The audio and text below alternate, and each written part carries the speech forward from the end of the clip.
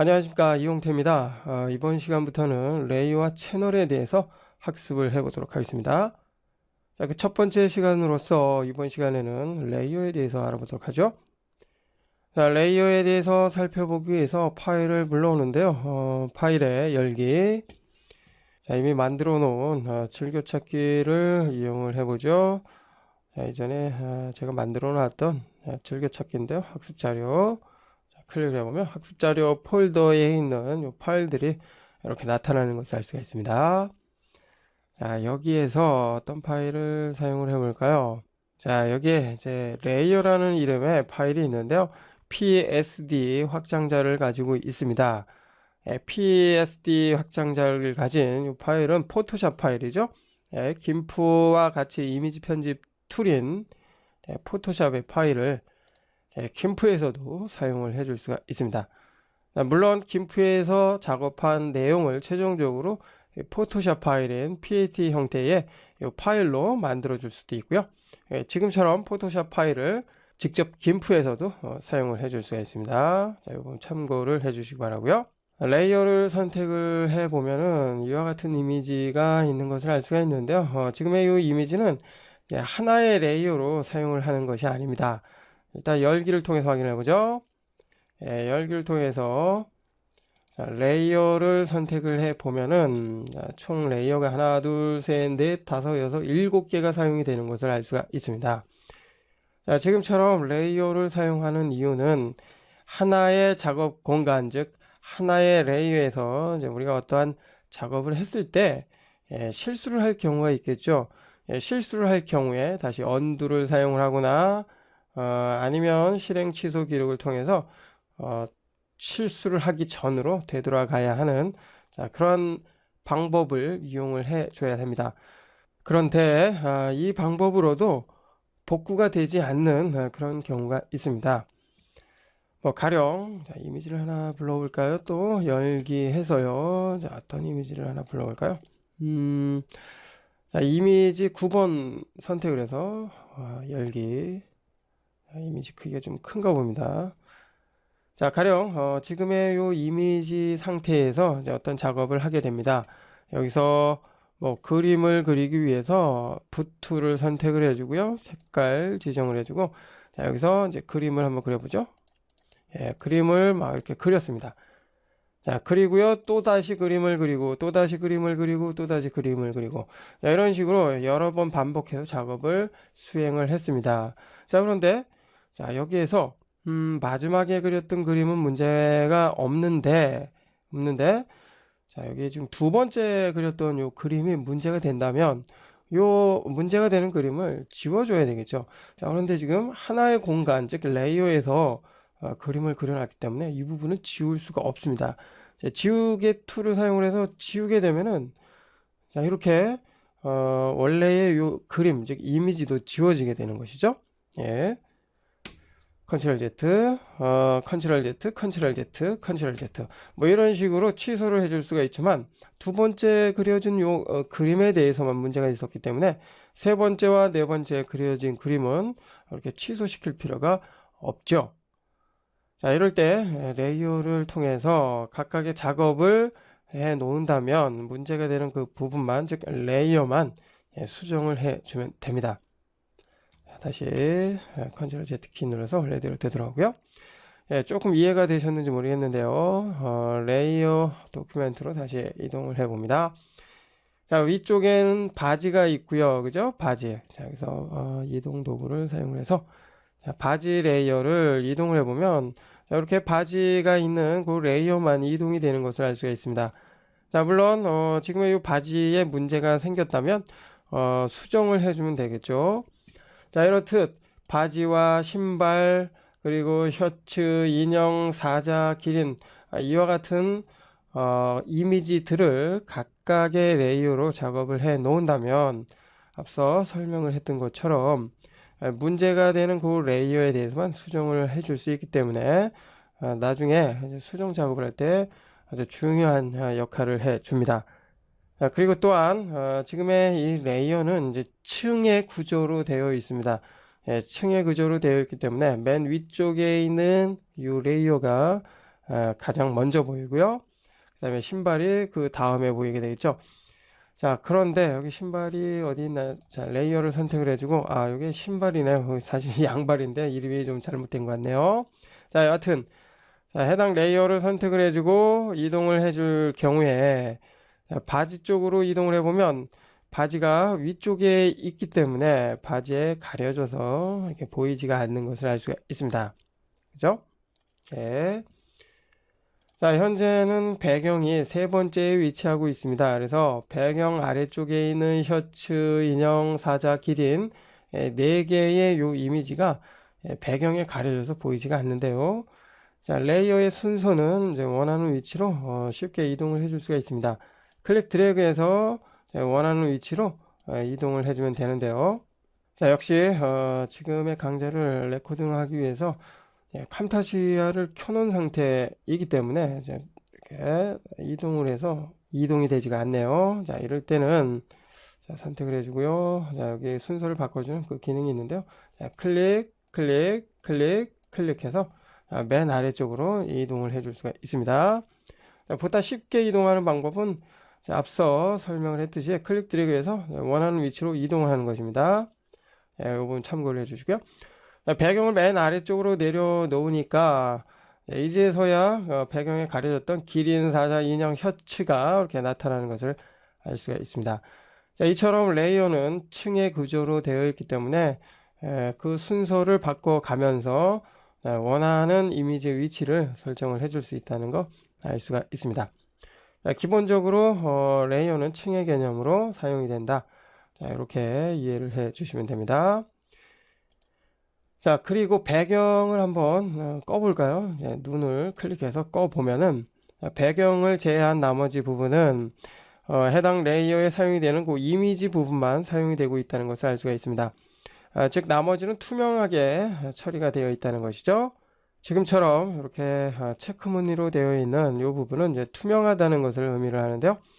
바지 선택을 해주고요. 이동을 해보면 사용이 된 그 이미지, 바지 이미지를 제외한 나머지 부분이 투명하기 때문에 다른 레이어가 자유롭게 합성 작업을 해줄 수가 있습니다. 다른 레이어도 마찬가지로 이제 투명한 채널이 포함이 되어 있기 때문에 이렇게 이미지를 제외한 나머지 부분이 투명하다는 것을 알 수가 있고요. 이러한 투명 채널을 알파 채널이라고 합니다. 자, 알파 채널은 투명한 채널을 가지고 있기 때문에 다른 레이어, 즉 다른 이미지와 합성 작업을 할 때 아주 중요한 역할을 하죠. 자, 배경을 다시 켜봅니다. 배경을 켜보면은 배경은 이 도큐멘트 전체를 차지하고 있죠. 꽉 채우고 있는 상태이기 때문에 자, 앞서 언급한 투명한 영역은 없습니다. 자, 그렇지만 지금의 영역 중에서 이제 일정한 부분을 선택을 하고 지워준다면 그 영역은 이제 투명한 상태로 바뀌게 되겠죠. 자, 가령 선택 영역을 선택을 해주고요. 배경 레이어 선택. 자, 그리고 특정한 영역을 선택을 해주고 딜리트 키를 눌러준다면 선택된 영역이 이렇게 삭제가 됩니다. 삭제된 영역은 이렇게 투명한 상태로 바뀌는 것을 알 수가 있고요. 자, 가령 이제 배경을 위쪽으로 올려볼까요? 자, 이동을 요거로 해야 되겠죠? 자, 이동을 했습니다. 한 번 더. 자, 이동을 해서 셔츠 위쪽으로 이동을 했습니다. 자, 배경에 지금 구멍이 뻥 뚫려 있기 때문에 구멍이 뻥 뚫린 그 영역에는 셔츠죠? 셔츠의 모양이 이렇게 살짝 나타나는 것을 알 수가 있습니다. 자, 이렇듯 기본적으로 사용이 되는 요 레이어는 투명 채널을 사용할 수 있는 알파 채널 정보가 포함이 되어 있기 때문에 해당 레이어를 삭제를 했을 때 지금처럼 영역을 선택하고 삭제를 했을 때는 삭제된 영역이 투명한 상태로 처리가 됩니다. 컨트롤 Z 키를 눌러서 다시 원래대로 되돌려 주고요. 자, 이때 컨트롤 쉬프트 A 키를 눌러서 선택 영역을 해줍니다. 선택 영역을 해제해 줍니다. 자, 그리고 지우개 툴을 사용을 해서 지워준다면 지워진 영역 역시 투명하게 처리되는 것을 알 수가 있죠. 컨트롤 Z. 자, 이와 같이 레이어를 층별로 사용할 수 있다는 거 살펴봤고요.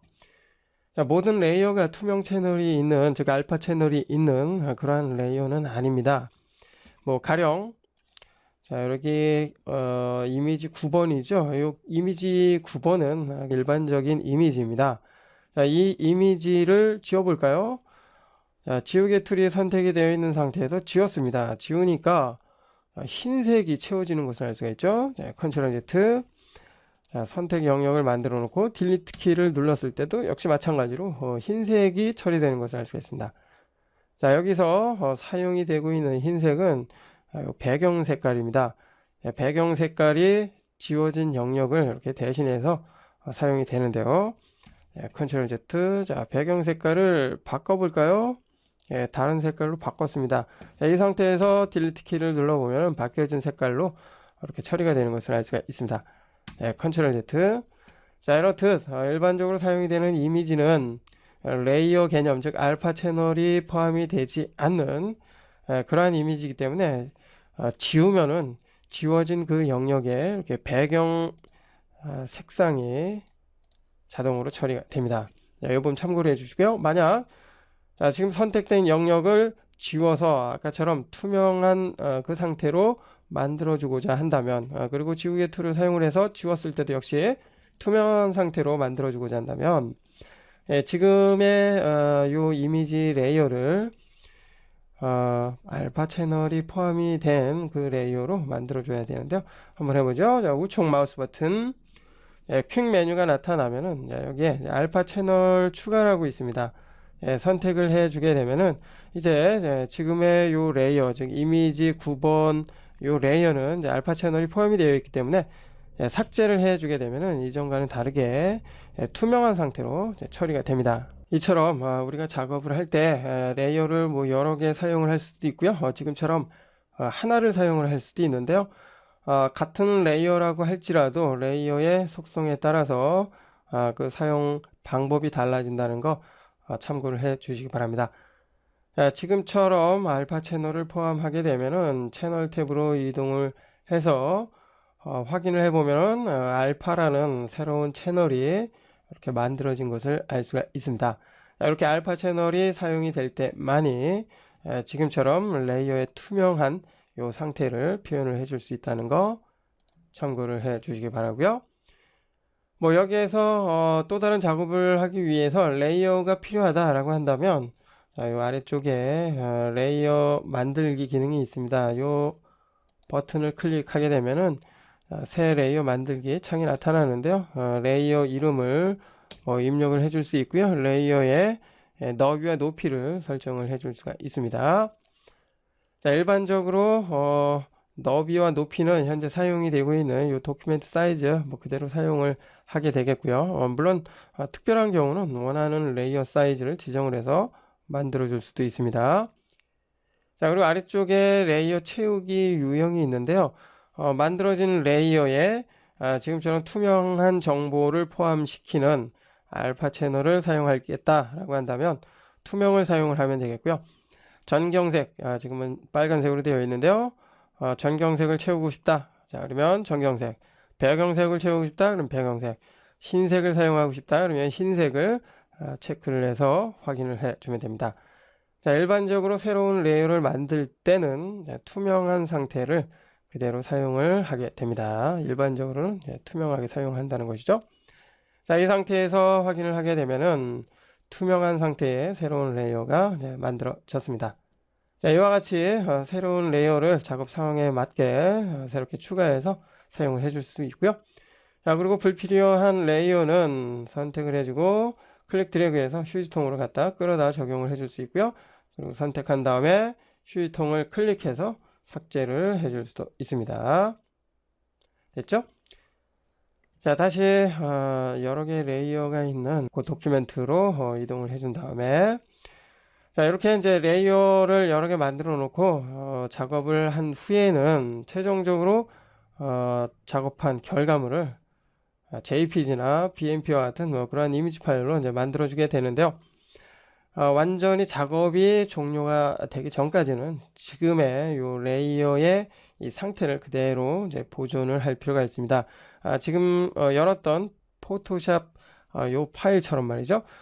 자, 만약 포토샵 파일이 아니라 김프의 프로젝트, 즉 도큐멘트 파일로 저장하고자 한다면, 자, 여기서 뭐 다른 이름으로 저장하기를 사용을 해서 XCF 확장자를 가진 김프의 도큐멘트 파일로 저장을 해 놓는 것도 좋습니다.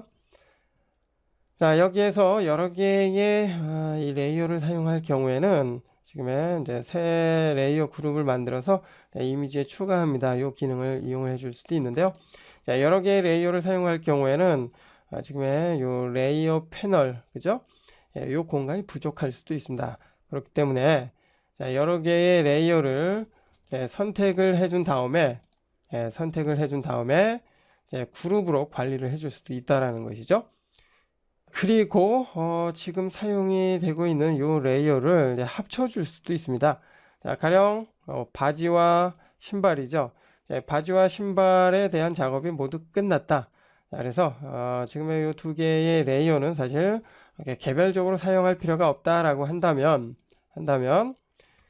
자, 지금의 이 레이어를 이제 하나로 합쳐줄 수 있는데요.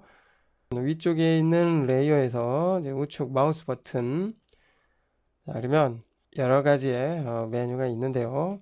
자, 여기서 아래로 합치기를 사용을 하게 되면은 위에 있는 그 레이어가 아래쪽 레이어와 합쳐지게 됩니다. 자, 이제 눈을 껐다 켜보면은 두 개의 레이어가 합쳐진 것을 알 수가 있습니다. 다시 우측 마우스 버튼. 자, 그 밖에 또 여러 가지 메뉴가 있죠. 자, 뭐 레이어 삭제를 할 때 사용이 되는 뭐 그런 메뉴들도 있고요. 자, 그럼 바깥에 있는 요 기능과 동일합니다. 뭐 레이어를 복제하는 뭐 그런 기능이 있고요. 그리고 자, 보이는 레이어 합치기라는 것이 있는데요. 자, 가령 눈을 몇 개를 이렇게 꺼줍니다. 자, 그러면 눈이 꺼져 있는 레이어는 사실 보이지가 않죠? 자, 이 상태에서 우측 마우스 버튼 보이는 레이어 합치기를 사용하게 되면은 눈이 꺼진 레이어가 아닌 현재 보이는 레이어만 하나로 합쳐지게 됩니다.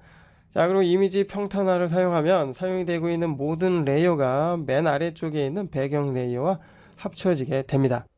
자, 그리고 맨 위쪽으로 올라가면 레이어 속성 편집이라고 있는데요. 선택된 레이어의 속성, 여기에서는 이름이죠. 이름을 이제 바꿔줄 수가 있고요. 자, 그리고 해당 레이어의 요 이름 부분을 이제 더블 클릭해서도 원하는 이름으로 바꿔줄 수가 있습니다. 자, 이와 같이 레이어를 관리를 해줄 수가 있고요. 그리고 특정 레이어를 사용하지 못하도록 락을 걸어줄 수도 있는데요. 일종의 이제 잠그기 기능이죠. 예, 잠그기 기능. 예, 잠그 기능 저 아래쪽에 이 부분입니다. 클릭해 주게 되면은 이렇게 쇠사슬 모양의 아이콘이 나타나는데요. 이 아이콘이 나타나면 이제 현재의 레이어는 이제 어떠한 작업도 수행을 해줄 수가 없습니다.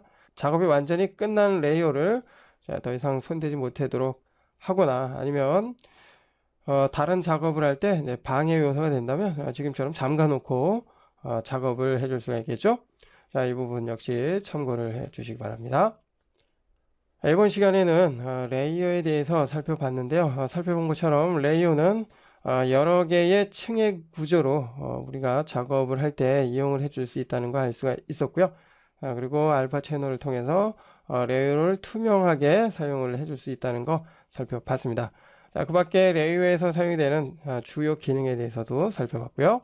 김프와 같은 이미지 편집 툴에서 지금의 이 레이어의 역할은 대단히 중요하기 때문에 김프를 빠르게 이해를 하기 위해서는 지금의 레이어에 대한 이해 역시 빨리 해 주는 것이 좋겠죠.